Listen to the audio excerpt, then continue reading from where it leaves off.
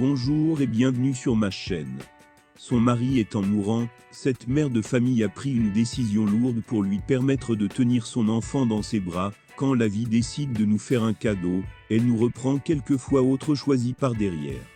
En effet, il arrive que l'événement le plus heureux soit en même temps chargé de souvenirs douloureux. Avant de continuer à regarder cette vidéo, veuillez appuyer sur le petit bouton rouge et vous abonner, merci.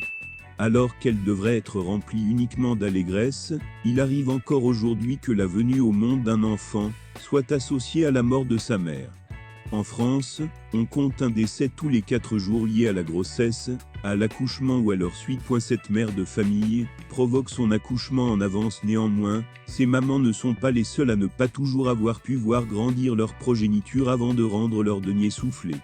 Parfois, quand ce sont les heures des pères en devenir qui sont comptées, certaines femmes sont contraintes de prendre de lourdes décisions pour leur famille. C'est ce qu'a dû faire Diane Olger, une Américaine à la tête d'une tribu d'à l'époque presque 5 enfants, et dont l'histoire a été relatée par le Houston Chronicle. Alors que le clan s'apprêtait à accueillir son 7e membre, il a découvert que son patriarche âgé de 52 ans était atteint d'un cancer. Une maladie fulgurante qui n'a laissé que très peu des pour cause. Les médecins ont annoncé à Mark qu'il était condamné, et qu'il ne lui restait plus qu'une semaine à vivre. Miraculeusement, à l'approche de Noël, ce dernier a appris qu'il avait vaincu le cancer.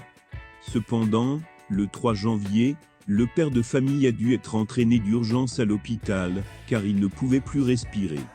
Sur place, les docteurs se sont aperçus que ses poumons avaient été endommagés par la régénération. Si la famille imaginait qu'il pourrait survivre à cette fibrose pulmonaire, les jours suivants, le corps médical lui a de nouveau déclaré qu'il n'en avait plus que pour une semaine. En concertation avec l'hôpital, Diane a alors décidé de provoquer son accouchement. La petite Savannah est née le 18 janvier et son papa a été le premier à la tenir dans ses bras. Le père de famille est mort 4 jours plus tard. Il l'a tenue pendant